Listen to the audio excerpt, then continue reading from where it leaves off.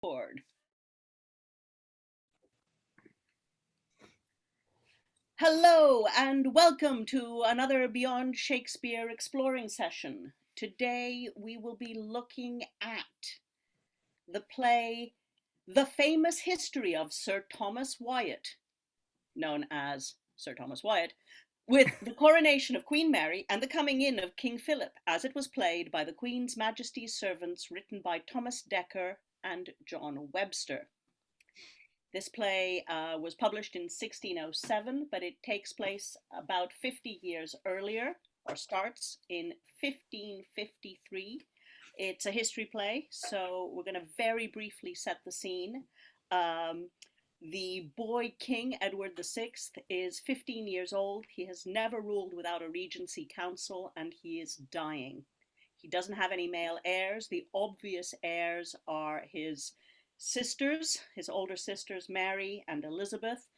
But, well, the Regency Council has gotten very, very Protestant, and they would really like things to keep going Protestant, and Mary, the eldest, is very, very Catholic. So they find themselves in a bind as the young king is dying, and that's pretty much where our story picks up. Playing today. One thing I wanted to say is the head of the Regency Council is the Duke of Northumberland. His surname is Dudley, so that means anybody called Dudley is related to him. And he's an important person in this story, especially in the early scenes. So we're going to start with talking about the parts. Playing today, reading today, Guildford, Treasurer, Countryman, and Holmes is... Hello, I'm Francis Cox. I'm an actor living in Amsterdam. Preacher, Brett, and Norfolk will be read by... Hi, I'm Eric, and I'm a shambles. Arundel will be read by... Hi, Alan Scott in Suffolk. Playing the Duke of Northumberland and a clown. Hello, Helen Good, historian, but not of this period, possibly, in Hull. Playing Lady Jane, a porter, a maid, and Roose. Hello, my name's Lynn Freitas. I teach college composition. I live in the northwestern United States. Suffolk, Bedingfield, Herald, and Winchester will be read by... Rachael, looking forward to reading A County in New York, Natasha Bedingfield, a Herald, and the Winchester Rifle family.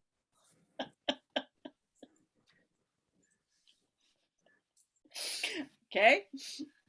A doctor, Princess Mary and Ambrose, read by... Briony Sparrow, actor in Lincolnshire. Trust me, I'm a doctor. And Sir Thomas Wyatt and the Sheriff will be read by... Emma Kemp. I'm an actor and I'm in London. And I am your host, your guest host, Aliki Chapple. I'm in Lancaster in Lancashire, and let us begin. The year is 1553, and scene 1. Enter Northumberland and Suffolk. How fares the king, my lord? Speaks he cheerly?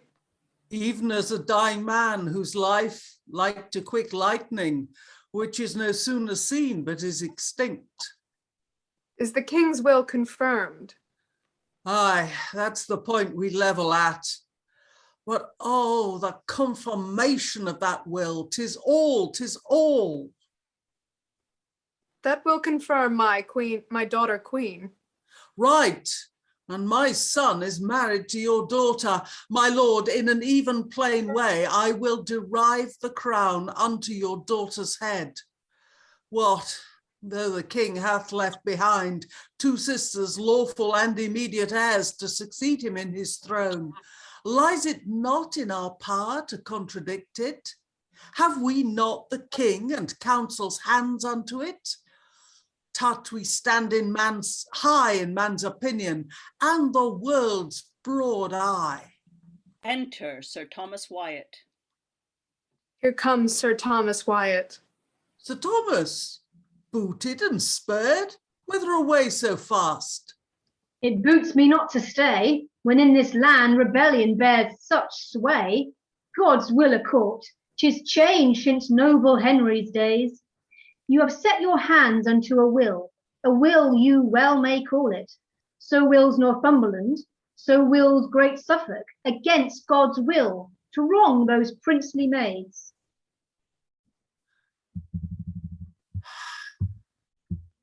Will you not subscribe your hand with other lords, not with me, that in my hands surprise the sovereignty? I'll damn my soul for no man, no, for no man.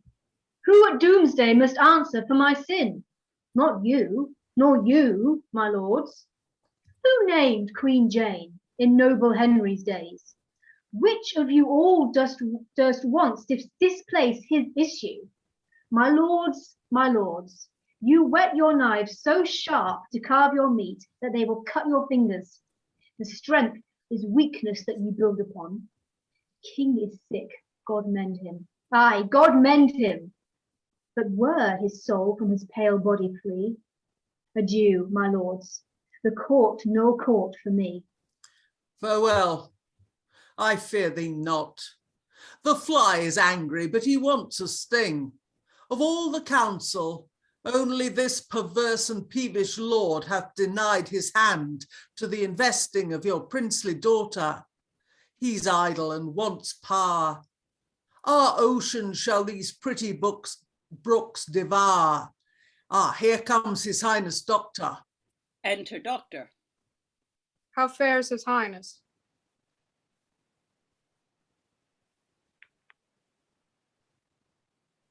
Sorry, I lost my place momentarily.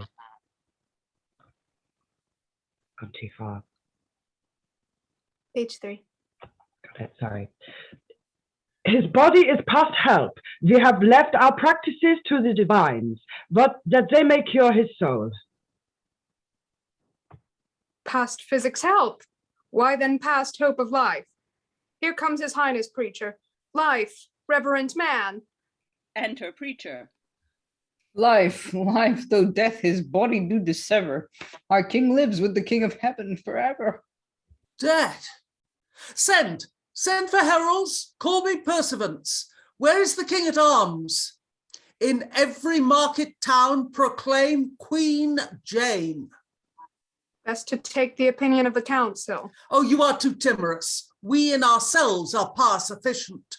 The king being dead, this hand shall place the crown on Queen Jane's head. Trumpets and drums with your notes resound, her royal name that must in state be crowned.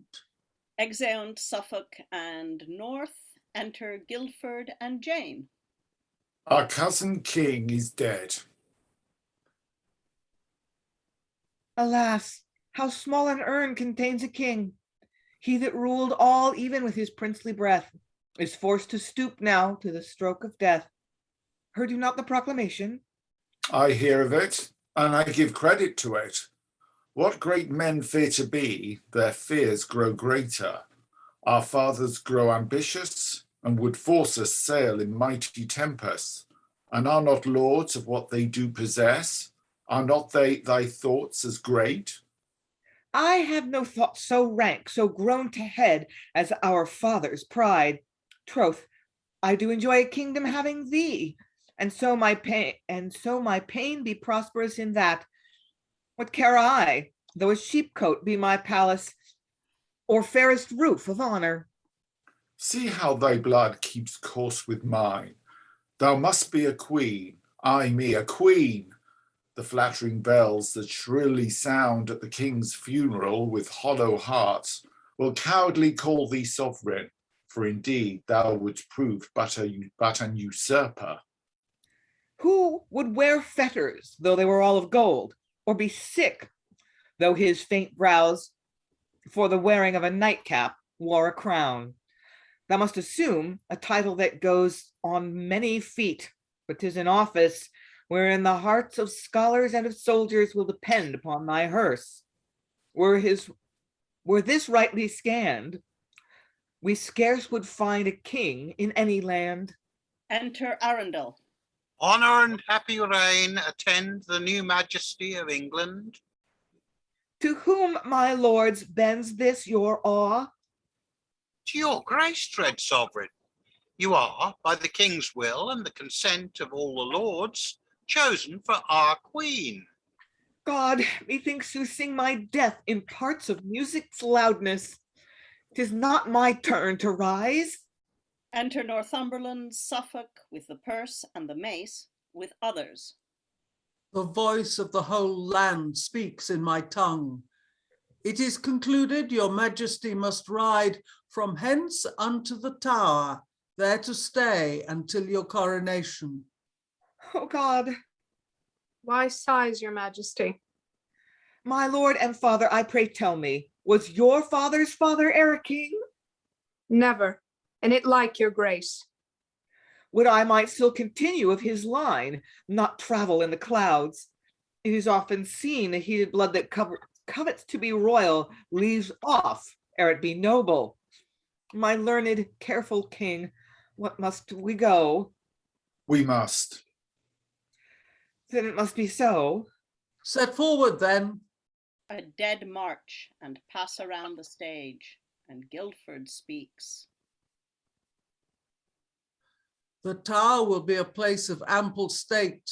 Some lodging in it will, like dead men's skulls, remember us of frailty. That is, you're right, it's Guildford, not Northumberland. Yeah, apparently the attribution is disputed, but I think it must be Guildford. Okay. The Tower will be a place of ample state.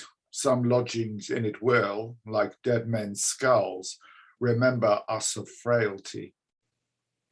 We are led to prison. We are led to pomp to prison.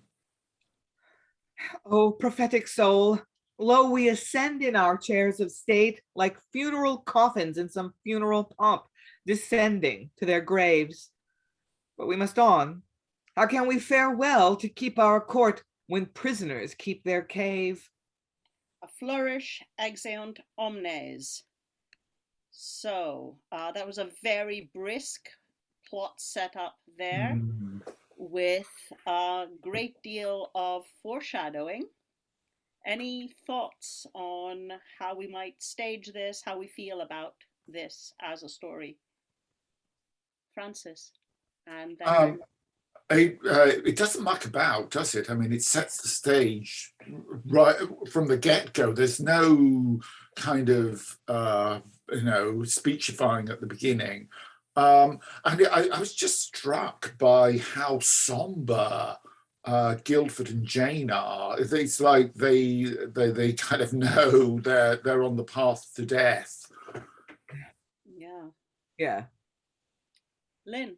Yeah, my thoughts exactly. That it's interesting that that's this play's take on that narrative, that the ambition was all the older generation, and the young people really aren't interested in this. They seem to care about each other. She says, "I have a kingdom, being married to you." They just kind of would like to live their lives, and they're caught up in this. So it's the play's taking some care to cultivate our sympathies for them. Mm-hmm. Any other thoughts? Alan? Yeah, it's basically a coup d'etat by Northumberland and Suffolk, and it's very clear that the next generation are not at all enthusiastic about this as a concept. Right. Yeah, that's certainly the setup we've been given. I think Helen. Guildford is Northumberland's son, which isn't clear in the dialogue, but I think a production might make that clear. Yeah. Yeah. I mean, it's said, we're told fairly early on that Northumberland's son is married to Jane in one of the first lines in the beginning. But yeah, I think you need to underline that, because otherwise things get even more confusing than they already are. Yeah. Any further thoughts? Shall we move on to scene 2? Oh, Lynn. Yeah, as I remember, in the historical circumstances, Guildford and Jane were actually quite young. They were in their teens. So, if anybody's wondering, well, why don't they just stand up to their elders and say, I'm not doing that. I'm not participating in this. They were kids, kind of. Yeah. So they really didn't feel like they had any choice. Yeah, Jane is 16, only a year older than the king who's just died. Yeah. Well. Yeah. Helen, do you want to tell us very briefly anything that's glaringly historically weird? No, I don't have time. Okay. Fair. Just bullet points. No. There's no way I can deal sensibly with this in a few bullet points. Okay. Pass on. It's a play, for God's sake. Yes, ma'am. Scene 2. In the other camp, enter Queen Mary with a prayer book in her hand, like a nun. Thus, like a nun, not like a princess born, descended from the royal Henry's loins, live I, enthroned in a house of stone.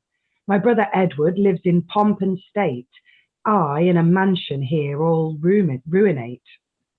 Their rich attire, delicious banqueting, their several pleasures, all their pride and honour I have forsaken for a rich prayer book.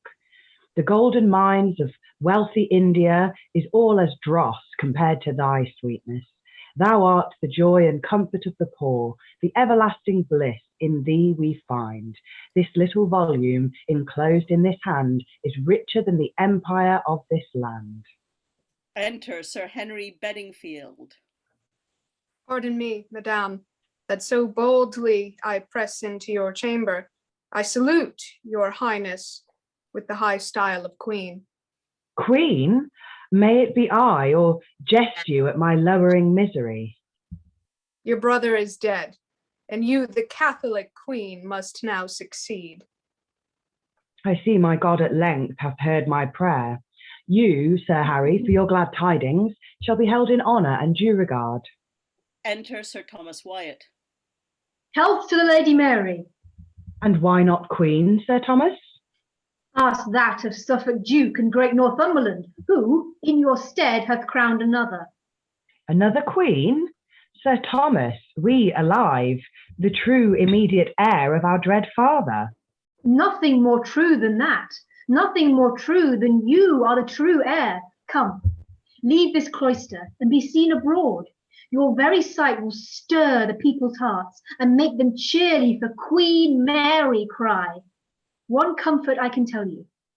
The tenants of the Dukes, Northumberland and Suffolk, denied their aid in these unlawful arms. To all the council I denied my hand, and for King Henry's issue still will stand. Your counsel, good Sir Thomas, is so pithy that I am one to like it. Come, let us straight from hence, from Framlingham, cheer your spirits. I'll to the Dukes at Cambridge and discharge them all. Prosper me God in these affairs. I loved the father well, I love the son, and for the daughter I through death will run. Exeunt omnes. Wow, nice little contrast set up there between Mary, for whom the whole world is in her Bible, and Jane, for whom the whole world is in her husband. Any thoughts about that scene? Eric? Yeah, I was going to say that Thomas Wyatt, like the play is about him, sort of. I mean, it's the famous history of, but it just seems like he comes in to disrupt things, at least in these two scenes that we've seen.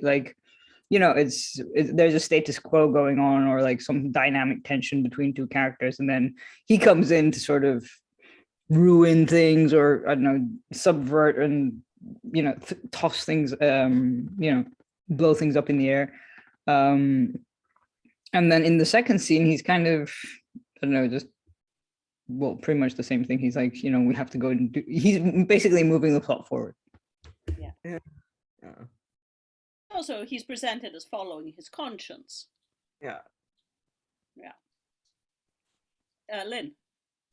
it's fascinating that these playwrights have. I mean, this was really actually quite a hot potato even 50 years after the fact, because even though Mary was considered the legitimate heir by the time this play was written, England had been officially Protestant for 2 generations. So, but she's portrayed very sympathetically. Like, none of the principals in this really. Jane and Guildford and Mary, they're all like, I don't want to deal with this. I just want to live my life. When this was written, Mary was not a popular person in not well loved in popular history. She'd probably attained the moniker Bloody Mary by then, but the place is treating her very kindly. So we're treading a very an interesting tightrope here. It is an interesting path.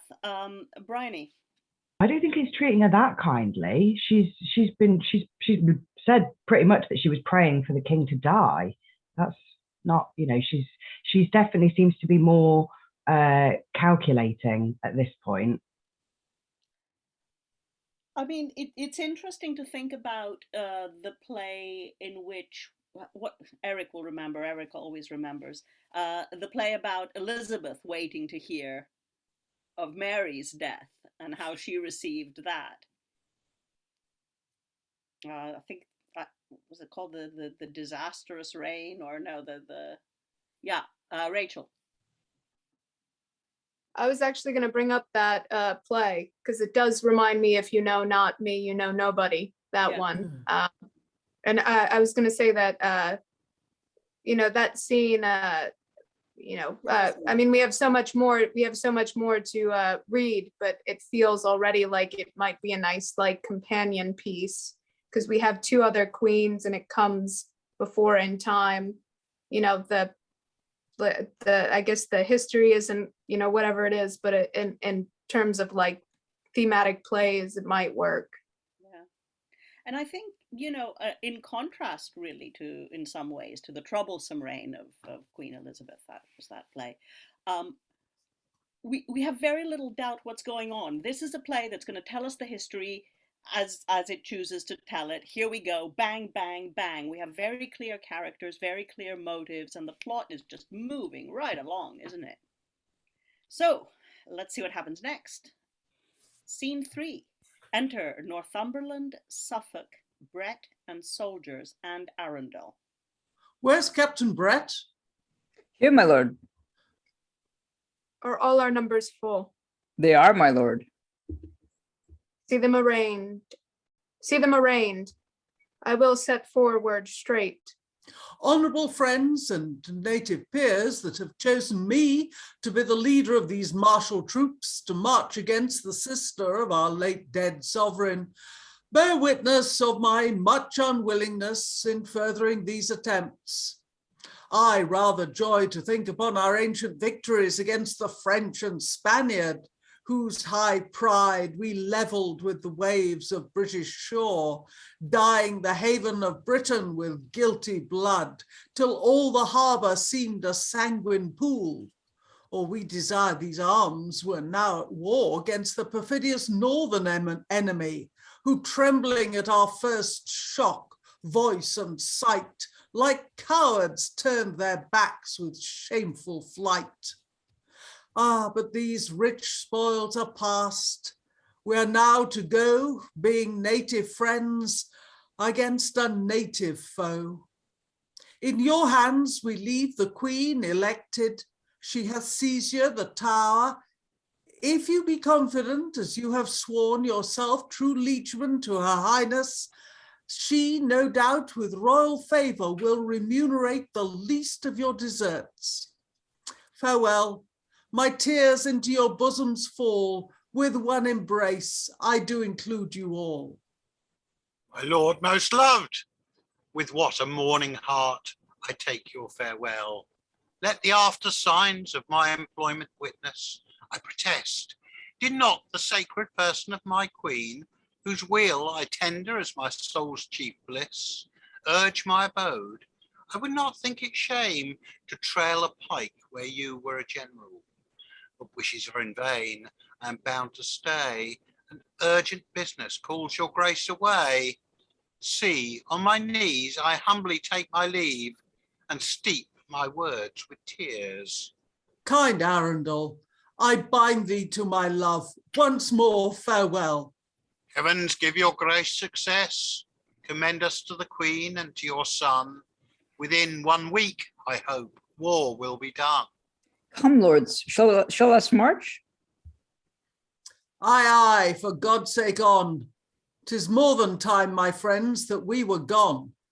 I think I'm going to take us straight on to scene 4. That was a fairly short and straightforward scene. Everyone okay with that? Yep. Exeunt omnes, scene 4, enter treasurer and porter. What ho, porter, open the gate.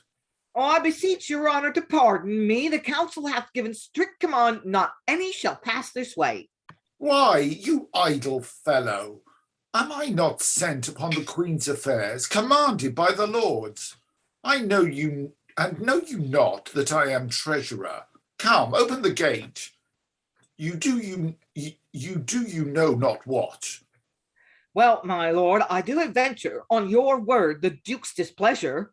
All the council board besides may be my heavy enemies. But go, God's name, I the worst will prove, and if I die for him I love. I thank thee, and will warrant thee from death. Is my horse ready? It is, my lord. Then I will fly this fearful council board. My heart misgives. Oh, sorry. My heart misgives me I have done amiss. Yet being a counsellor, one of the number is nothing can prove amiss. Now shall I know the worst. Here comes my lord of Arundel. Enter Arundel. Porter, did the Lord Treasurer pass this way? But now, my gracious lord. Ungracious villain, follow! Bring him back again. If not by fair means, bring him back by force. And hear you, sirrah, as you go, will the Lord Mayor and some aldermen of his brethren, and some especial citizens of note, to attend our further pleasures presently. The treasurer's fled, the duke's but newly arrested. Some purpose on my life to cross their plots. We'll set strong watches, see gates and walls well manned. 'Tis 10 to 1, but princely innocence is this strange turmoil's wisest violence. Exit both. I don't know what ambo means. Both. Oh, okay. I just thought that exeunt, being plural, covered that. But okay. So, well, that was a little bit of a change of pace, that scene, but we're still moving very briskly along. What does everyone think? I trust Northumberland. Yeah. Okay. Sorry, Helen. I know you tend to, identify with the characters you're reading, but, I'd rather be fighting foreigners than my own countrymen. Yeah, right. Oh, yeah, England doesn't do civil war. Oh, it's so awful. Francis. Yeah, I agree with Lynn. I found that speech very hollow. But I was wondering about the business with the treasurer, what that was all about, and who's this duke who's been arrested? Whose side is this duke on? So I'm a bit at sea here with that. Well, Arundel seems to be on Northumberland's side, so that'll be the agenda he's pursuing. I got confused by that arrested duke too. Anyone know who it is? Nope. Damn. Okay, Alan? Yeah, I must admit Northumberland strikes me as being a figure who would find a very easy place in many current governments. I mean, Right. I was thinking that too, that, this could really work as a modern day political thriller so far. Yeah. Yeah. And I think it would be quite fun to stage. Who's up for a coup? Yeah. We already had one. Maybe not. Eric. I was going to say that it's interesting because, like, obviously, since we've talked about like the title and stuff, it just seems like an excuse to talk about the specific events that, sort of. It's kind of like Robin Hood plays where they just kind of don't really talk about Robin Hood, but they're talking about everything else that happened that is more interesting than Robin Hood. Well, we talked about Wyat earlier as a catalyst of these events, and I don't think that's inaccurate, at least so far as the play is concerned. I don't know about the real history. So, I mean, I don't know, maybe it would be risky to say,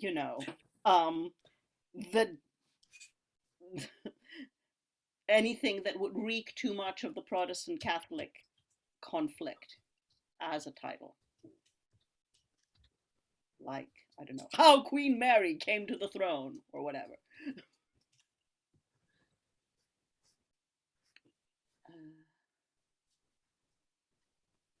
Any further thoughts? Helen is waving. Helen, sorry. Hi, Helen. It's God's providence. God's providence put James on the throne. God's providence gave them a certain amount of bumps on the road. But you have to remember that however Catholic she may have been, she was also royal, even though this time she was illegitimate. But Mary Tudor was queen, and therefore God wanted her to be queen. Okay, I mean, yeah, everybody decides what God wants to suit themselves. It's odd because when they say queen so far in these two scenes, they do mean Jane. Yes. Mary. It's confusing. Yeah. But maybe deliberately so, or it's a good thing that it's confusing, because that's sort of part of the problem. Right. Okay, well, we're rattling right along here, so if anybody feels like discursing, go ahead. Rachael. To that queen bit, I mean, it makes it doesn't like create a political discussion, but for an audience of that time, it does let them in to try and figure out whose side they're on, because we're given Jane and Mary. And they're both like, they both seem like sweet people. Like they're both getting like a lot of sympathy from the writers, and they're allowing they're writing them sympathetically for an audience. So the audience themselves could really be torn, I guess, emotionally, because you have this person who's like, no, I don't want to, and is very reluctant, but rises to whatever, and then somebody who has all this, I don't know, inner character. They're I don't know, demure person, whatever they think, you know what I'm saying? Like an audience just chooses their favorite, which seems to be what these people are doing. Yeah, it's we've only seen each of the women in one scene so far, right? So it'll be interesting to see how that plays out in the course of the play. Briony. Yeah, just based off what Rachael was saying there, maybe that's why Mary has kind of got a little bit more of an edge than Jane thus far, because in terms of birthright, she is in a more strong position, so she can be seen to have a bit of ambition, maybe, perhaps, without it making the audience go against her. Yeah, I mean, she is by everyone's understanding, really the legitimate heir. Yeah, you have to work to not, you have to really not want her and twist your mind around custom and law to make it. Yeah, even Northumberland and what's his name? Suffolk in the first scene kind of admit that, yeah, that's really legally what should happen, is that Mary should succeed, but we're powerful enough to have what we want. That even they kind of imply that Mary's the legitimate legal successor. Mm-hmm. Yeah. So let's find out, if no one has anything else to say, what happens next with the Lord Treasurer and his mysterious errand. Scene 5. Enter Winchester, Arundel, and other lords. The Lord Treasurer kneeling at the council table. Though your attempt, Lord Treasurer, be such that hath no colour in these troublous times, but an apparent purpose of revolt from the deceased king's will and our decree, yet for you are a counsellor of note, one of our number, and of high degree. Before we in any way presume to judge, we give you leave to speak in your behalf. My lord, the business of these troublous times, binding us all still to respect the good of common weal, yet doth it not debar private regard of us and of our own. The general weal is treasured in your breast, and all my ablest powers have been employed to stir them there. Yet have I borne a part, laying the common troubles next to my heart. My oversight in parting without leave was no contempt, but only for an hour, to order home affairs, that none of mine in these nice times should unto faction climb. Nay, my good lord, be plain with us, I pray. Are you not grieved that we have given consent to Lady Jane's election? My lords, I am not. Speak like a gentleman. Upon your word, are you not discontent? Troth, to be plain, I am not pleased that two such princely maids, lineally descending from our royal king, and by his testimony confirmed heir, if that their brother dying issueless, and one that never dreamed it, never desired the rule of sovereignty, but with virgin tears hath oft bewailed her misery, should politically by us be named a queen. You have said nobly. Sit and take your place. Enter Porter. Sorry. My lord, Sir Thomas Wyatt craves access unto your honours. Let him come near. Enter Wyat. Room for Sir Thomas Wyatt. A divine spirit teach your honours truth. Open your eyes of judgment to behold the true legitimate Mary, your undoubted sovereign. Arise, Sir Thomas. Sit and take your place. Now to our former business. The obligation wherein we all stood bound to the deceased late king's will and our decree, his cousin Jane and the two absent dukes, cannot be concealed without great reproach to us and to our issue. We have sworn in presence of the sacred host of heaven unto our late young lord, to both the dukes, that no impeachment should divert our hearts from the enthronement of the Lady Jane. To this end we have seized her in the Tower, by public proclamation made her queen. To this end we have armed the dukes with power, given them commission under our own hands to pass against the lady and perform in hostile manner, and no doubt the spleen of the undaunted spirit of Northumberland's Earl will not be cooled with the writings of repeal. Advice in this, I hold it better far to keep the course we run than seeking change, hazard our lives, our heirs, and the realms.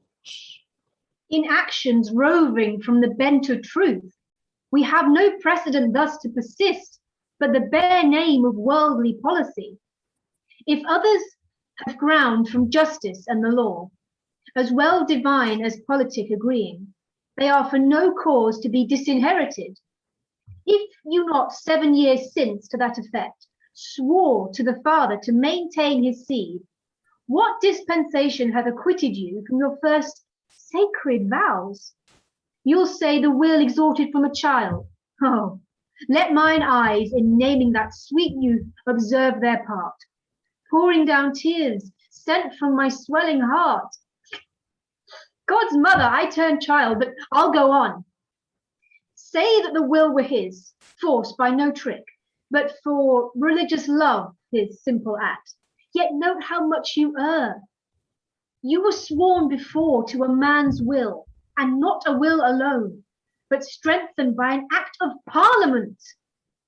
Besides this sacred proof, the princely maids, had they no will nor act to prove their right?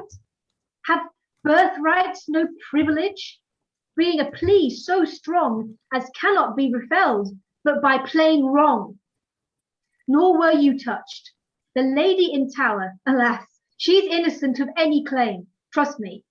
She'd think it a most happy life to leave a queen's and keep a lady's name. And for the dukes, your warrants sent them for. Let the same warrants call them back again. If they refuse to come, the realm, not they, must be regarded. Be strong and bold. We are the people's factors. Save our sons from killing one another. Be afraid to tempt both heaven and earth. So, I have said. Why then give order that she shall be queen. Send for the mayor. Her errors we'll forget, hoping she will forgive. Never make doubt, setting her ceremonious order by. She is pure within and mildly chaste without. Give order to keep fast the Lady Jane. Dissolve the council. Let us leave the tower, and in the city hold our audience. You have advised well, honourable lords. So will the citizens be wholly ours, and if the dukes be cross, we'll cross their powers. Okay, so that was an interesting little scene. We begin with the Lord Treasurer, who's been caught, and says, no, it's fine. Jane can be queen. I have no problem. Okay, actually, since you insist, I really think you shouldn't be disinheriting Mary and Elizabeth. And then Wyat comes in, and he seems to have talked Arundel round. Is that what's going on? Alan? I'm slightly puzzled. I did the first pass on this at the OCRing and looking at the original text, and the speech designations, I believe, are broadly correct, with the exception of that ambiguity we spotted earlier on. I'm slightly puzzled as to why Arundel is making the running in this one, because Winchester is the senior man present as Lord Chancellor. And I'm just wondering whether Arundel is acting almost as his prosecuting counsel almost, in terms of the fact he's the one who seems to be making the running in the accusations and, the somewhat spleenful conduct with each of the, what you could call witnesses, I suppose, in each case. And I just wonder whether there's something happened over the years between the original copy and editions that survived that's taken maybe some of those lines away from Winchester. And it would seem to make sense, for example, that the final speech I had, give orders to keep fast the Lady Jane, would more logically come from Winchester rather than from Arundel. I mean, I have no way of speculating about this. Let's look at the text as written, as we have it anyway. Yeah. Any other thoughts? I'm really puzzled by this scene because I don't understand what's changed. Realpolitik. Yeah, but I don't see it in the text. Does someone else see what it is that makes the switch? Because we seem to have gone from, oh, Jane's safe in the tower, she's queen, it's a good fortress, she'll be safe there, to make sure she stays in the tower because... Francis? Yeah, one comment I wanted to make. I really liked the little bit with the treasurer because it showed how torn people were at this, because he's obviously trying to sort of hedge his bets here. And I'm wondering, was he really going off to make sure his family was safe, or is he just saying that because he was caught? It's just, I just found it very interesting. Yeah, it is interesting. And generally that scene is the first kind of slightly ambiguous scene I've seen. I'm not sure that people are telling us what they mean, ever. Well, I mean, okay. We were pretty sure that Northumberland wasn't telling us what he meant. Further thoughts? Sorry, I have too many windows open. Emma. Yeah, I quite enjoyed that speech of Wyatt's because, you know, he's obviously kind of the title character in this play. And I guess this is the moment where he starts to step up into the hero role, I guess. It's a very good argument. He goes through a lot of points. He even gets very emotional and starts crying in the middle. So, you know, you've got that, you know, potential to connect with the audience there. I don't know if he's just putting it on to be persuasive or not. That's something to decide, I think. And also, we don't really know if Arundel just gets persuaded during that speech or if he just pretends to be persuaded. The tears are over Edward, freshly dead, who seems to have been a perfectly nice, scholarly young man. Yeah. Okay, we're going so fast through this play. Anyone have anything else to say? Shall we see what happens next? Sorry, as I said, I have too many windows open. Scene 6.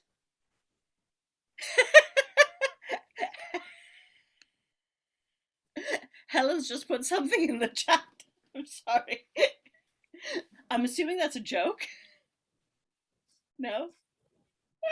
I think it may not be, but let's pass on. Okay. Sorry, folks. Scene 6. Enter Brett, clown, and soldiers. Lansperado, quarter. Whoa, what should we quarter, Captain? Why, the soldiers. Well, they're not hanged nor drawn yet. Sir, I mean quarter them that the offended multitude may pass in safety. May we not take tolls of the pies and the apple woman? Not in any sort. The Duke's pleasure will that pass free. The commons shall be used with all common courtesy. Who's that goes in rank like beans with cheesecakes on their heads instead of caps? Sir, this is a famous university, and those scholars, those lofty buildings and goodly houses, founded by noble patrons. But no more, set a strong watch. That be your chiefest care. Enter a countryman and a maid. What's here? Soldiers! Fear not, good speech. These rude arms I bear are not to fright sweet gentle peace away, but to succor your lives. Pass peaceably away. Cry God save the Queen as you go, and God send you a good market. God save the Queen? What Queen? There lies the sense. When we have none, it can be no offence. What carry you there in your basket? Eggs, forsooth? Well, cry God save Queen Jane as you go, and God send you a good market. Is the right queen called Jane? Alack for woe! At first she was not christened so. Exeunt countryman and maid. Thus old and young still descant on her name, nor lend no ear when we her style proclaim. I fear. Fear, Brett? What dost thou fear? Thou hast a breast composed of adamant. Full what ill betide, my anchors cast, and I in harbour ride. Okay, so the common folk appear unpersuaded by Queen Jane's claim. So this is the first scene we've had of kind of ordinary people reacting to the situation. What do we think of that? Helen's waving. Oh, sorry. Hello, Helen. I think the clown got one of the eggs. Okay, well, I mean, always nice to have a clown, lots of punning. I think it's very likely he nicked an egg, and I think there's quite a bit of fun to be had with that aspect of that scene. Francis. Yeah, in this scene, I kind of sense a feeling of the common people are kind of like, whatever, you know, Queen Jane, Queen Mary, you know, this is something that, you know, the nobility sort out, you know, we've just got to kind of live with the consequences and just go about our lives, going to market with our eggs. Yeah, Briony. Yeah, I think Rachel was spot on earlier, that it is very much being laid out in a make your own mind up kind of a way. And even now, you know, we're getting different people to give you a different gauge of it, and it's still make up your own mind whose side you're on, which is quite nice. Mm-hmm. I wonder how much time has passed at this point. And hasn't yeah? 9 days is the length of her reign, so not much. Right, but how much compared to that? And has an army met in the field? Nothing of this seems to have been... No, Mary's raising an army, but there was no battle. Mm-hmm. Yeah. Francis. Yeah, the Queen Jane faction they're raising an army too, aren't they? And there's some talk of marching somewhere, but I'm just confused about these military maneuvers, who's going where and why. Yeah, and what was the treasurer up to? I still haven't figured that out. Also, we're at a famous university. Where are we? Yeah. Suddenly in Oxford or Cambridge or Allen? I would suspect more likely Cambridge, because we had a reference to the barons being at Cambridge, and Framlingham, which is in East Suffolk, is far closer to there than it is to that dreadful place over the other side of London. Okay. Helen. Yes, I mean, the aim of the Janeites was to capture Mary, the person of Mary, presumably. And the aim of Mary was not to be captured, but also to presumably take London. And Jane is in the Tower. They presumably have London. But everybody is rushing around, and I think what the treasurer is trying to do is make up his mind which side is going to win. Mm-hmm. And I think that's fundamentally what you do in situations like this. You decide which side is going to win. And if you can't decide, then you try very hard to dig a hole and get into it. Yeah. And the egg-selling maid has the line of the play so far: God save the Queen. What Queen? Onward then, scene 7. Let's see if anything is resolved. Enter Northumberland, Huntington, Wyat, and soldiers. My lord, 'tis true, you sent unto the council for fresh supplies. What succour? What supplies? Happy as he can draw his neck out of the collar and make his peace with Mary. How stands the treasurer addicted to us? I had forgot. When we were at council, he stole away and went home to his house, and by much entreaty was won to return. In brief, they all inclined to Queen Mary. My lord, farewell. Each hasty hour will colder tidings tell. Exit Wyat. Come they in thunder, we will meet with them. In the loudest language that their ordnance speaks, ours shall answer theirs. Call me a herald, and in the marketplace proclaim Queen Jane. The streets are full, the town is populous, the people gape for novelty. Trumpets, speak to them, that they may answer with an echoing cry. God save Queen Jane. God save Her Majesty. A trumpet sounds, and no answer. The herald sounds a parley, and none answers. Ah, a bare report of trumpets.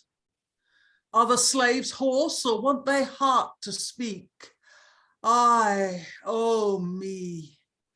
This town consists of famous colleges, such as know both how and what and when to speak. Well, yet we will proceed and smother what close envy hath decreed. Enter Ambrose. Ambrose, my son, what news? Oh, my thrice-honoured father. Boy, speak the worst. That which sounds deadliest, let me hear that first. The lords have all revolted from your faction. We in ourselves are strong. In Baynard's castle was a council held, whither the mayor and sheriffs did resort, and 'twas concluded to proclaim Queen Mary. Then they revolt the allegiance from my daughter and give it to another. True, my thrice-honoured father. Besides, my brother Guildford and his wife, where she was proclaimed queen, are now close prisoners, namely in the Tower. God take them to his mercy. They had need of grace and patience, for they both must bleed. Poor innocent souls. They are both from guilt are free. Oh, my thrice-honoured father, might I advise you, fly to your manor, there study for your safety. Boy, thou say'st well, and since the lords have all revolted from me, myself will now revolt against myself. Call me a herald to fill their empty ears. Assist me, son, my good Lord Huntingdon, even in this market town, proclaim Queen Mary. A trumpet sounds a parley. The herald proclaims, Mary, by the grace of God, Queen of England, France, and Ireland, defendress of the faith, amen. Within, a shout and a flourish. Amen. I bear a part. I with my tongue, I do not with my heart. Now they can cry, now they can bawl and yell. Base-minded slaves, sink may your souls to hell. Enter Master Roose with letters. My honored lord, the council greets you with these letters. Stay, Master Roose. Ere you depart, receive an answer and reward. Readeth the letter. In the sovereign name of Mary our Queen, you shall upon the sight hereof surcease your arms, discharge your soldiers, and presently repair unto the court, or else be held as an arch traitor. 'Tis short and sharp. Master Roose, we do obey your warrant. But I pray tell me, how do all our friends at court? Is there not great mortality amongst them? Is there not a number of them dead of late since I came thence? My gracious lord, not any. Oh, Master Roose, it cannot be. I will assure you at my departure thence, I left living there at least 500 friends. And now I have not one. Simply not one. Friends, ha ha ha ha. Commission, thou must be my friend and stand betwixt me and the stroke of death. Were thy date out, my life's date were but short. They are cold friends that kill their friends in sport. Here comes your honoured friend, the Earl of Arundel. Enter Arundel. My honoured friend. I am no friend to traitors. In my most high and princely sovereign's name, I do arrest your honour of high treason. A traitor, Arundel? Have I not your hand in my commission? Let me peruse it, As I take it, 'tis here, and by your warrant I have strict proceeded. Is the limit of my warrant broke? Answer me. It may be that it hath pleased her majesty to pardon us, and for to punish you. I know of no other reason. This I must. I am commanded, and the act is just. And I obey you. When we parted last, my lord of Arundel, our farewell was better than our greeting now. Then you cried, Godspeed. Now you come on me, ere you say, take heed. Then you did owe me your best blood, nay, grieved you could not spend them in my service. Oh, then it was a double death to stay behind. But I am overtook and you are kind. I am, beshrew you else, but I submit. My crime is great, and I must answer it. You must with your 3 sons be guarded safe unto the tower. With you those lords and knights that in this faction did associate you. For so I am enjoined. Then peaceably let us conduct you thither. Oh, my children, my soul weeps endless tears for you. Oh, at the general session when all souls stand at the bar of justice and hold up their new immortalized hands, then let the remembrance of their tragic ends be raised out of the bead roll of my sins. Whene'er the black book of my crimes unclasped, let not these scarlet letters be found there. Of all the rest, only that page be clear. But come, to my arraignment, then to death. The Queen and you have long aimed at this head. If to my children she sweet grace extend, my soul hath peace, and I embrace my end. Exeunt omnes. Well, so Arundel has switched sides, having seen who's winning. We haven't really been given to understand what any decisive thing might have been that turned the tide, or if it was a long shot to begin with. But so far it's been Northumberland's play. He's got the character arc, and he's got all the great speeches pretty much. There's some other good speeches, but yeah. Thoughts? I don't know. I'm not sure I'm buying his "I'm the real victim here" act. Come. I'm so mean. I'm being so mean to Helen today. But yeah, I used to have 500 friends. They must all be dead because they're not my friends anymore. Oh, I think that was pure sarcasm, wasn't it? Well, yeah, but it's just it. Yeah. What happened? Everybody was on my side. Now nobody is. Yeah. Also, I would like a little historical clarification. Northumberland talks about having sons, but Jane is the one who's supposed to have the royal connection. She was like a niece or a great niece or something of Henry VIII. She was his youngest sister's daughter or granddaughter. Granddaughter. So was Northumberland married before? So those sons are actually her half brothers? No. He means daughter as in daughter-in-law. He's married one of his sons, Jane. No, wait. Yeah. Helen, please clarify for us. Aliki is totally correct. Okay. If you had a daughter-in-law, you referred to her as your daughter. But he has 3 sons that he's talking about here. Guildford, who is quite a young one, and is married to Jane Grey and is obviously, then there's the Northumberlands are the Dudleys. Yes, and then Ambrose Dudley, who, if you know anything about him, you know about what happens to him.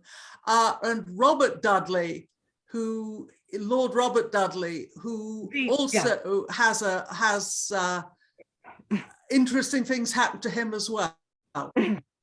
Sweet Robin. But I don't want to get ahead of this. Yeah. Francis. Yeah, I think that I'm not like Lynn. I'm not buying this this attitude of Northumberland. It seems to me that the authors of this play are trying to kind of rehabilitate the image of Northumberland. I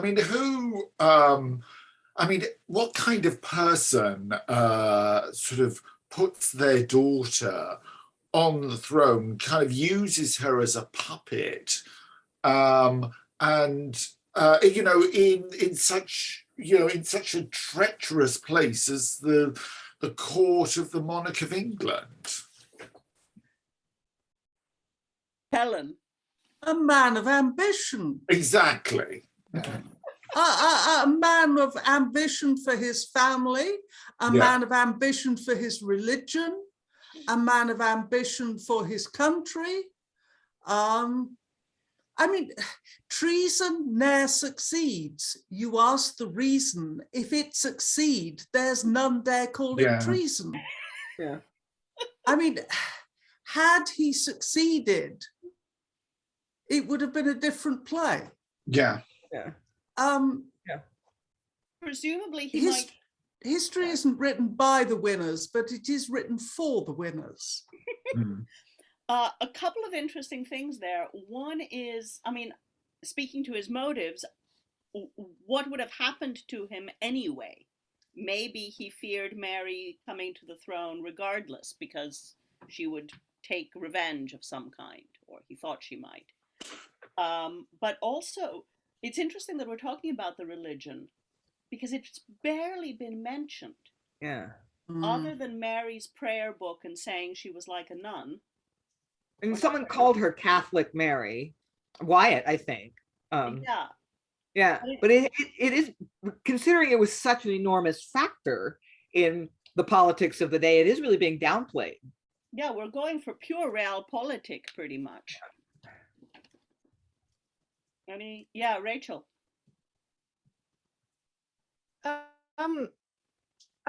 There's interesting stuff that they're like, in terms of like, I guess the poetry of this and what you can derive from the poetry of this as an actor, because we keep talking about Northumberland, the way that they've actually composed, like, line by line, his speeches. Like I saw it before, and when we were talking about how insincere he seemed about how he didn't want to raise an army or something, there's if you just look at the lines by themselves and not as whole sentences or, stringing them together, they become more sinister line by line. Like if you were to take that, so there's some subtext there. And there's also in this scene, there's, it's not just, I don't think he's just threatening,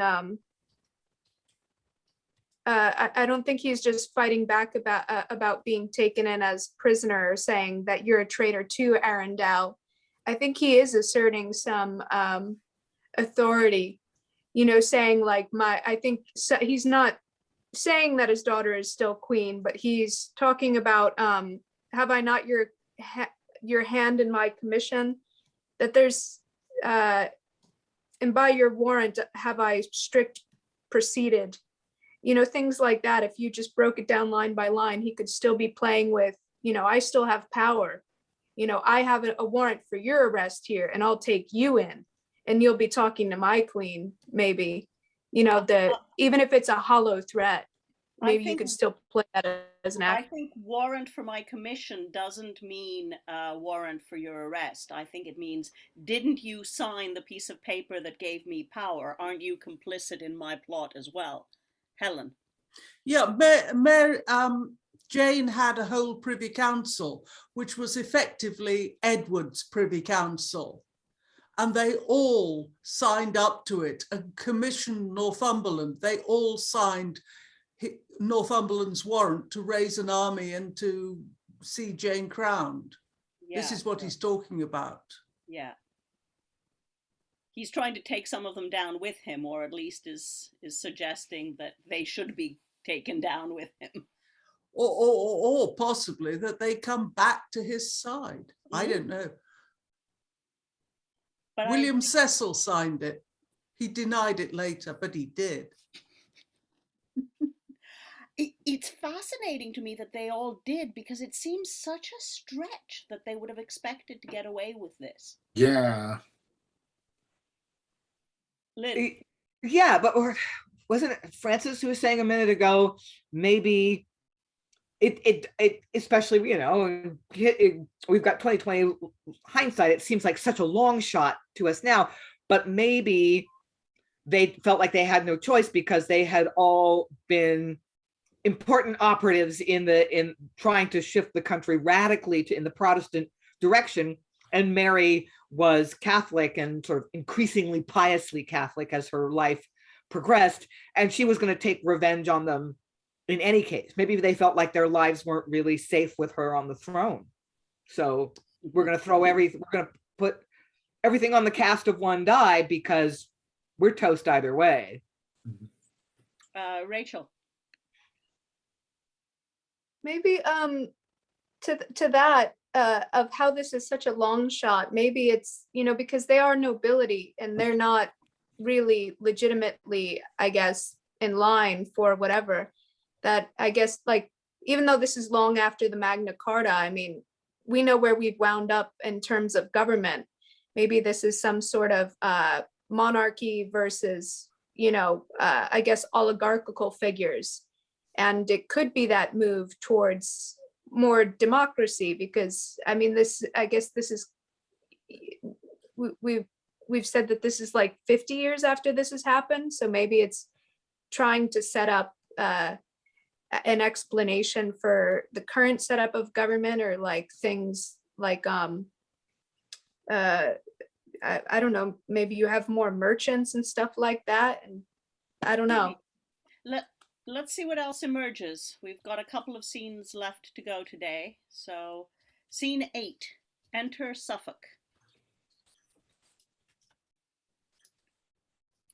The 3 days are past, Monday, Tuesday, and Wednesday too. Yet my protesting servant is not come. Himself conducted me to this hard lodging, a simple cabin for so great a prince. And then he swore, but oaths you see are vain, that he would hourly come and visit me. I that was wont to Sir Crichton estate, am now through hunger almost desolate. Enter Holmes, sweating, with a bottle and a bag. My lord.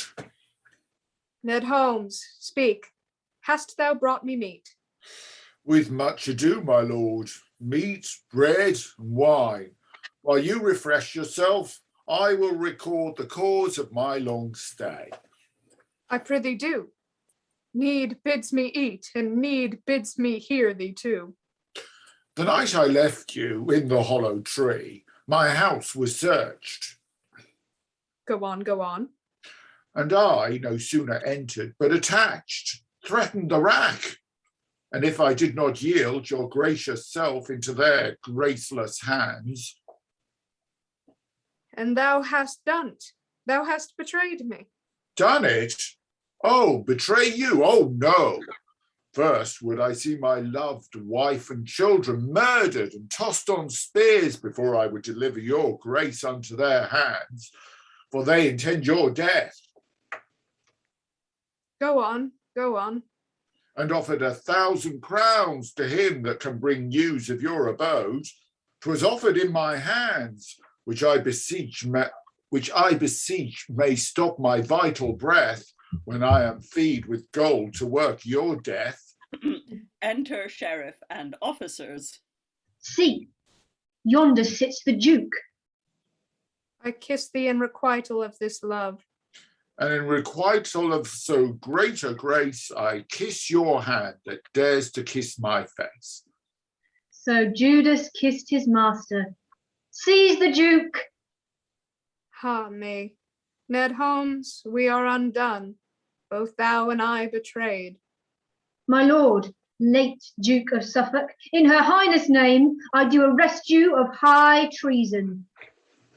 I do obey, and only crave this kindness. You would be good unto my servant Holmes, who in relieving me hath but performed the duty of a servant to his lord. You are deceived, sir, in your servant, much. He is the man that did betray you. Here, Master Holmes, towards your £1,000. Here is 100 marks. Come to the exchequer. You shall have the rest. Hast thou betrayed me? Yet with such a tongue, so smoothly oiled, slight of my danger's fear? Oh, break my heart. This grief's too great to bear. Pardon me, my lord. God pardon thee, and lay not to thy soul this grievous sin. Farewell. And when thou spendest this ill-got gold, remember how thy master's life was sold. Thy lord that gave thee thy lord that gave thee lordships, made thee great, yet thou betrayedst him as he sat at meat. On to my grave. 'Tis time that I were dead, when he that held my heart betrays my head. Exeunt all but Holmes.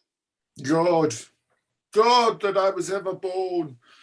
This deed hath made me slave to abject scorn. Exit Holmes, enter the clown. Oh, poor shrimp, how art thou fallen away for want of mooching? Oh, Colon cries out most tyrannically. The little gut hath no mercy. What's here? Victuals? Rare, good. Feed chops, drink throat. Good victuals make good blood. Enter Holmes with a halter about his neck. But stay, who's here?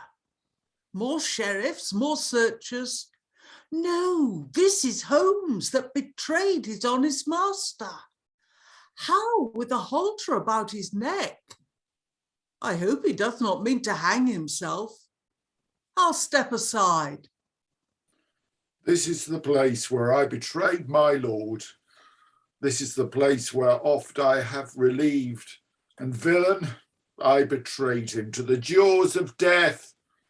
But here, before I further will proceed, here will I bury this enticing gold. Lie there, damned fiend, never serve human more. This is rare. Now, if in this mood he would hang himself, 'twere excellent. Shall I ask mercy? No, it is too late.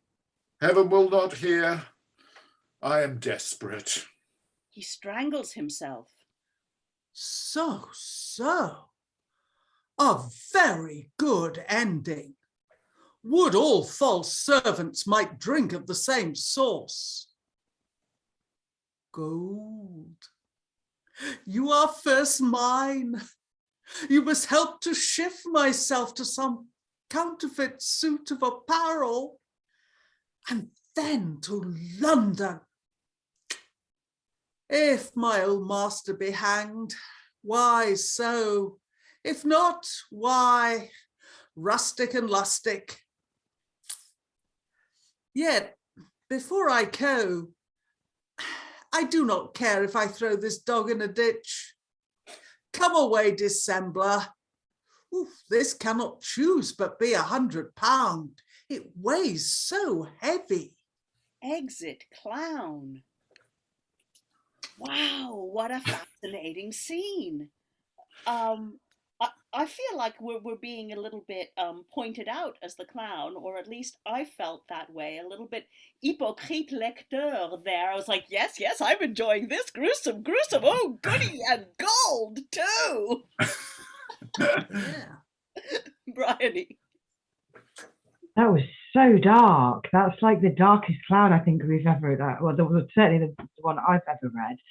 But like you say, I loved it. But why, I don't understand why the clown is like, well, you know, good. This is what servants that betray their master, because the clown is a servant usually. So it's weird that he's on the side of nobility in this scenario, but not so noble that he won't take this Judas gold from the dead body of the clown that the servant that he's just watched kill himself. Lovely. It really feels like a gleeful commentary on all of that betrayal and treason and hypocrisy that we've seen throughout the play. Alan. Yeah, I mean, it's almost like parts of that scene have been dumped in from a mystery play of a couple of 100 years earlier.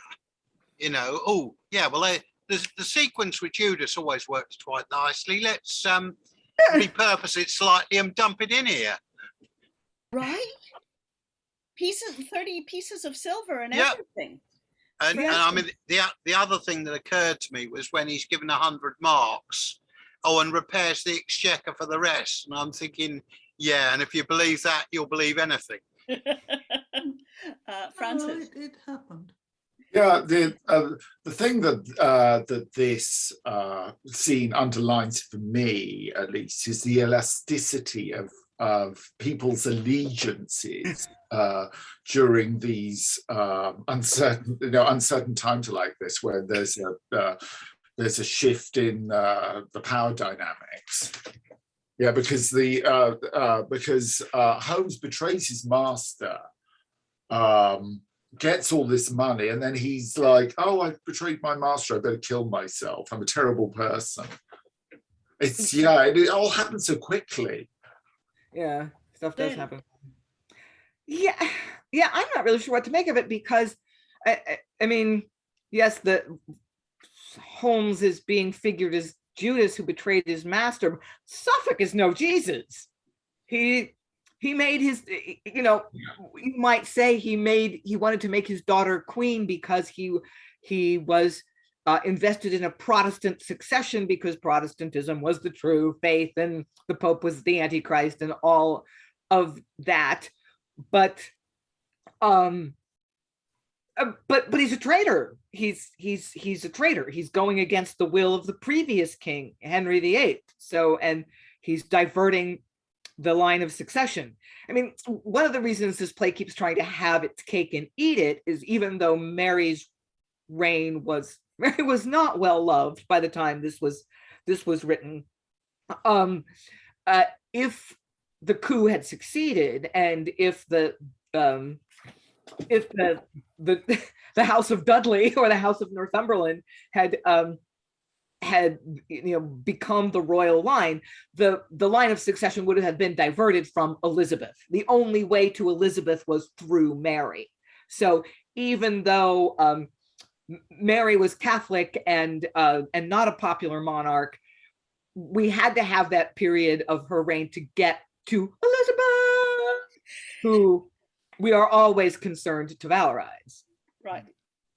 Alan, then Briony. I'm just wondering whether the Holmes sequence here is actually supposed to be a counterpoint to the way that all of the Lords of the Council who signed the original warrant for Northumberland to put Jane Grey into place and then ratted on him, and yet seem to have turned their coats to their own advantage and with no seeming crisis of conscience at all. And yet the guy of the lower orders is shown to be behaving honourably. Briony? Yeah, so first off, to Alan's point about, I like the way he's commented, it really does echo the mystery plays, but I don't think even Judas was ever dealt with as cruelly as that just went down. And there was another point, but I can't remember what it was. So go, Helen, go. Come on, Helen. Well, there is no, I have never come across Holmes or the clown before. Right. I think they are completely unknown to history. Practically everybody else except the porter that we've met is both in history and a lot of them are in If You Know Not Me, You Know Nobody, Part 1.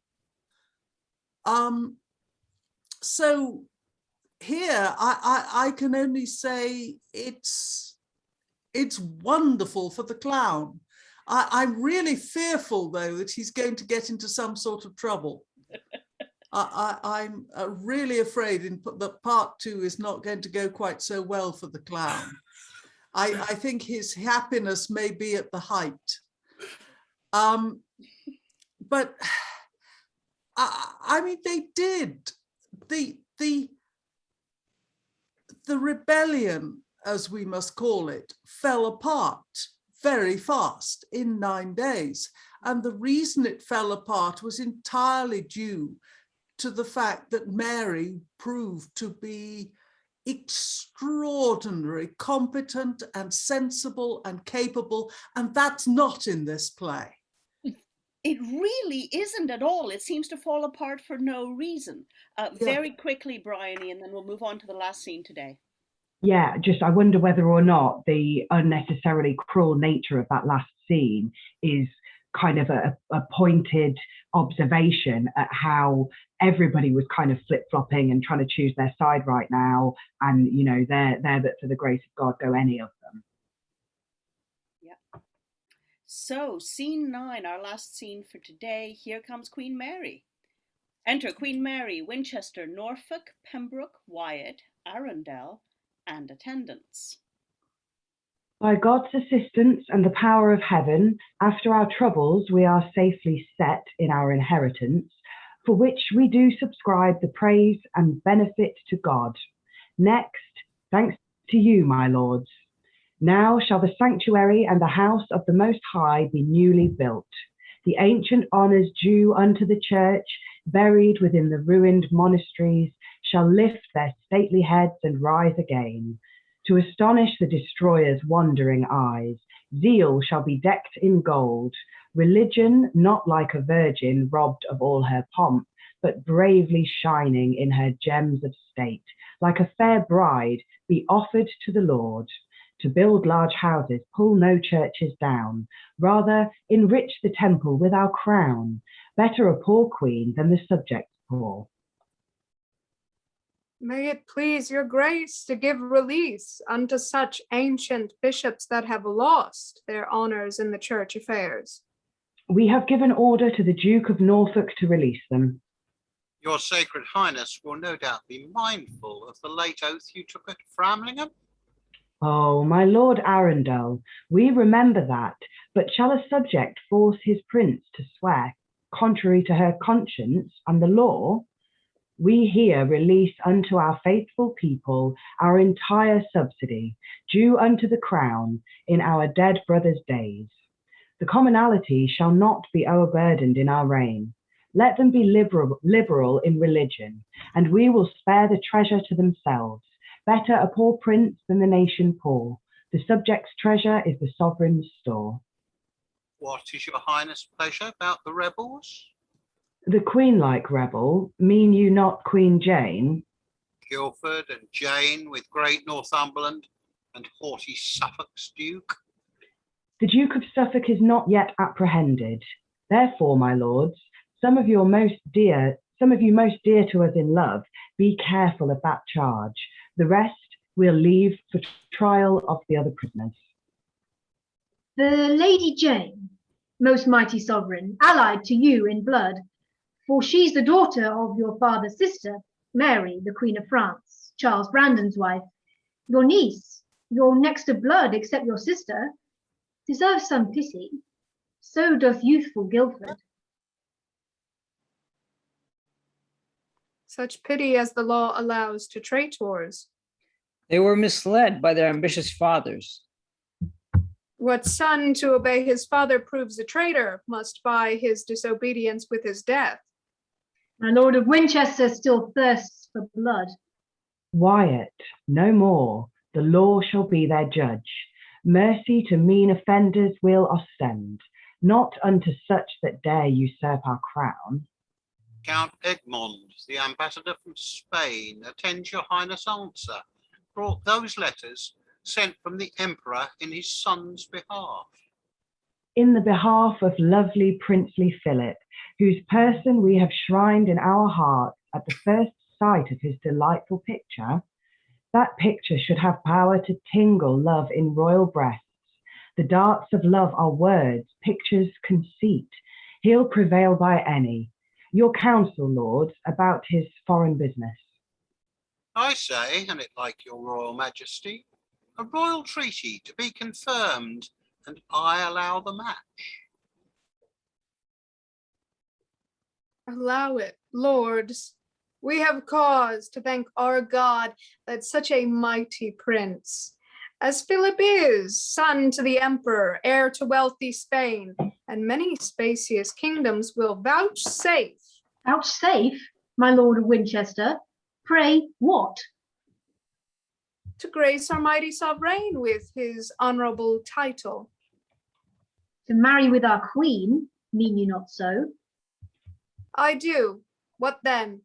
God, is she a beggar, a forsaken maid, that she hath need of grace from foreign princes?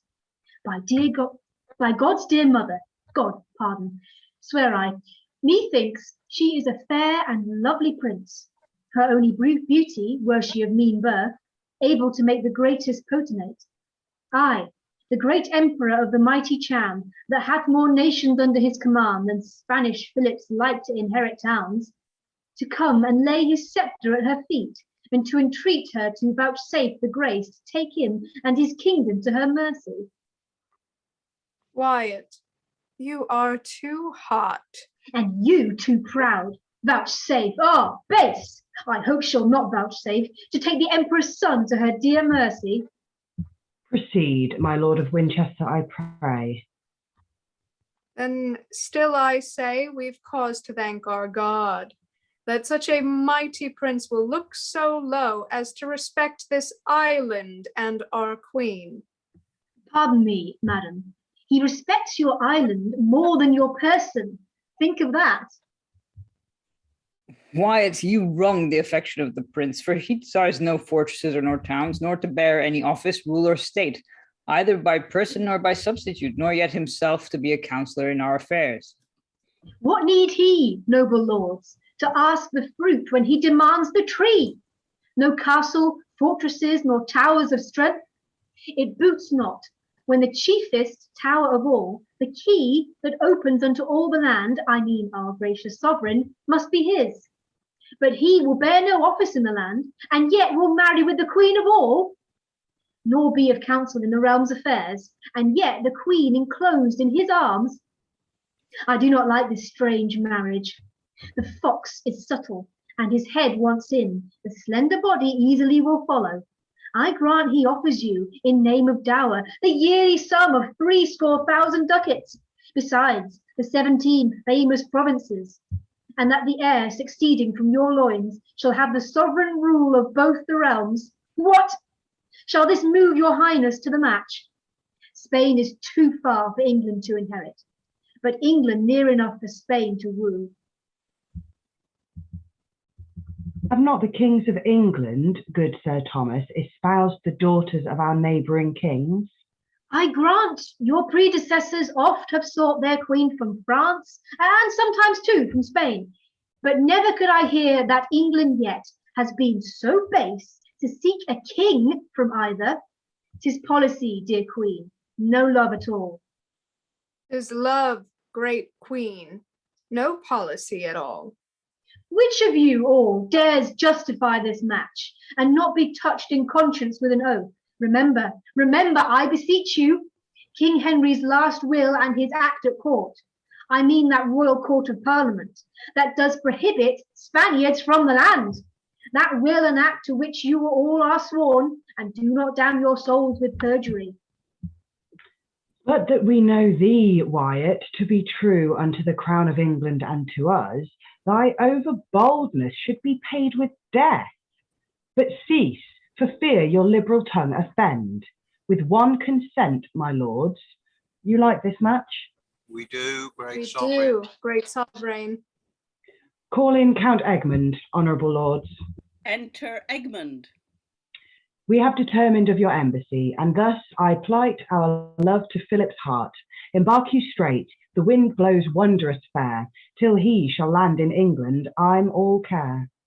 Exeunt all but Sir Thomas Wyatt. And ere he land in England, I will offer my loyal breast for him to tread upon. Oh, who so forward, Wyat, as thyself, to raise this troublesome queen in this her throne? Philip is a Spaniard, a proud nation, whom naturally our countrymen abhor. Assist me, gracious heavens, and you shall see what hate I bear unto their slavery.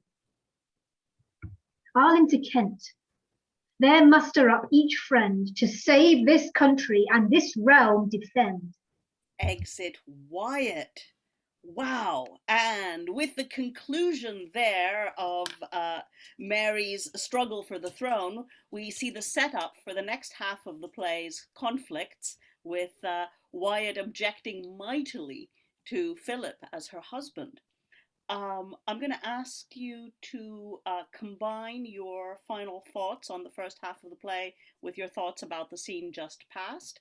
And I, for one, declare myself delighted with this one. I want to stage it. It's great.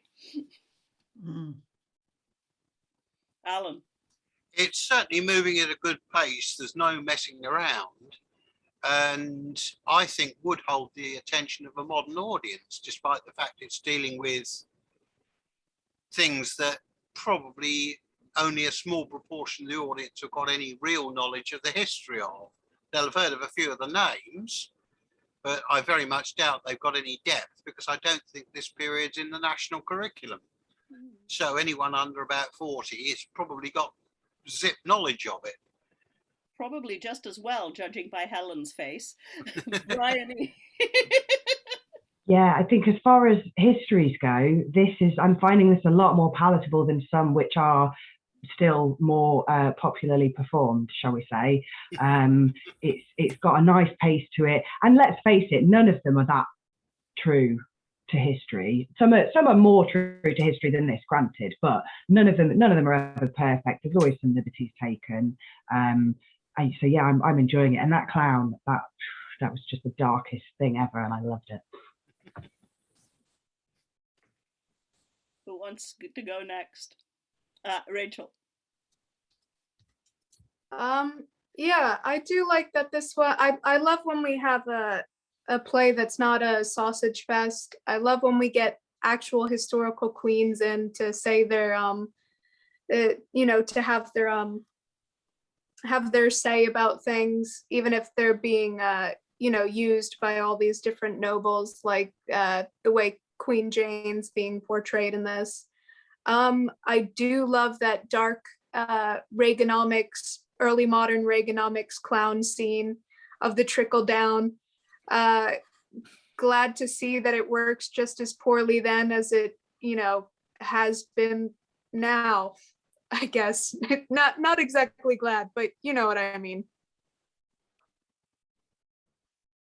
Yep. Helen. Yes, I like it too. I mean, obviously, as you know, any part I read, I immediately identify with. I thought Northumberland was superb. I loved his speeches. I really, really felt for his dilemma. And no, I mean, the first part is the true tragedy of the history of Northumberland, poor fellow. I mean, there he is doing his best for family, for country, for religion, and with the approval of the entire political state at the time, and they all bug out on him. No, I feel the tragedy of Northumberland was great. I wish I could be here tomorrow for the rebellion of Wyat, but there you go. I am required to assist at some sort of Zoom repetition, Zoom rehearsal of another play. Okay, thank you. Lynn, any thoughts? Oh, sorry, Helen, you weren't finished. No, I'm waving goodbye because I have Helen, to. you did say you had to go. Yeah, I have to go. Bye. it was so much Northumberland's play in the first half. I was wondering, well, why is this called the play of Sir Thomas Wyatt? And it's becoming clear, though, as we shift into the second half, that it's a play about Thomas Wyatt, the guy who always did the right thing. The right thing to do was support the legitimate succession of the monarchy, and now the right thing to do is to oppose the alliance with Spain. I mean, the Spanish match was very unpopular. So, I mean, Brian was saying some histories are more accurate than others, which is totally true. But what they all have in common is they kind of are on a mission to make the way things turned out to be the way things were supposed to turn out. That putting history on stage is all about making it what actually happened seem providential. So even though Mary was Catholic, she was the conduit to get Elizabeth on the throne, and her marriage to Philip was maybe perhaps derailing that progress. So that was bad, but Mary's not really bad. So it did surprise me, though, a little that Mary had this really very lovely speech at the top of scene 9, where she says, by God's assistance and the powers of heaven, and she talks about the restoration of the Catholic Church in really nice poetry. So that was a little surprising that that this kind of valorization of the Catholic Church and the restoration of Catholicism is in here, because it's not like, that's not part of the providential plan. The part of the providential plan is we have Elizabeth, who is a Church of England Protestant. Right. But maybe there's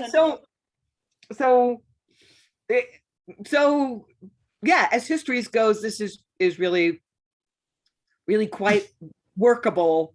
The fact that it falls into 2 separate kind of halves, like the Northumberland's story, and then we shift more to Wyatt's story. That's a little weird. It feels a little like 2 episodes of a Netflix series rather than one whole play. But I'm not sure that that's a huge problem. I wonder if the narrative being set up here is Mary, of course, was legitimate and proper heir because Henry's daughter. It's Philip who's the bad guy. That totally works for the providential thing, for the way this needs to be spun, is that it wasn't Mary, it was Philip. Yeah, Francis. Yeah, on that point, I'm surprised that in objecting to Philip, his Catholicism isn't sort of emphasized more, and the fact that the combination of Mary, who's devout and pious Catholic, and also married to a Catholic monarch, is going to just swing the country towards Catholicism. That nothing is made of that here. Which I find interesting, but I'm loving this play. I really am, because I love political intrigue anyway, and also I'm vaguely familiar with some of this from the movie Lady Jane. So yeah, I'm sorry. Like Helen, I'm sorry I'm not going to be here tomorrow. So I will probably watch the recording of tomorrow's session and with the remainder of the text by my side. Who haven't we heard from yet? Emma and Eric. I think I really enjoyed this as well. Very pacey. I do like Aliki's idea of some kind of political thriller. I think maybe it's slightly heavier on plot than character, and it's a little bit unsubtle at times, but it's still really entertaining and surprising. A lot of it I wasn't expecting, which is great. I'd like to have seen maybe more from the female characters, Jane and Mary, but maybe that'll come in the second half, I don't know. And then, it was good reading Wyat. He really had some Spanish hate in that last scene.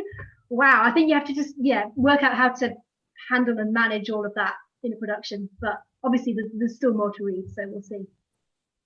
Yeah. Eric, did you have any final thoughts? I was just gonna say that there's a part of me going, I want to see this at pace, just because like the clown scene, I don't like, it seems so out of context compared to the previous bits. And I mean, there are parts that seem sort of like, it seems a bit like a film where you've got like different sort of scenes patched together, and then overall you see the narrative at the end. I don't know. Yeah, it's interesting though. I'm enjoying it. Rachael, did you have no? Okay. No, this is just my under the weatherness. Oh, okay. I hope you feel better soon. Yes. Are we done? Yeah. Well, yeah, I think that was really fascinating, and I too look forward to seeing how the next half is handled. I'm kind of sorry I'm not signed up for tomorrow, but I guess that was it then. Without any further ado, and with thanks to all of our wonderful readers, the usual cheesy wave goodbye